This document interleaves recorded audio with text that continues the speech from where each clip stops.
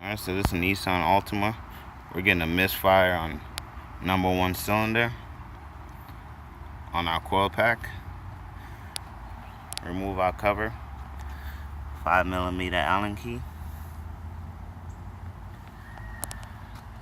Gonna unplug our connector. Number 10 takes out the nut that holds the coil pack in. Coil pack's been removed. 5/8 drive. Spark plug socket. We're gonna change those out too.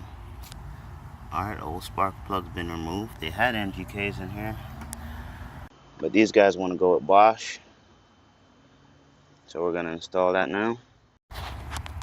Alright, new spark plug's installed. We have an import direct coil pack we're gonna put in there now.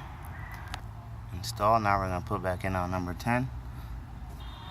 We're gonna change the spark plug in the rest of this car, but it's the same process.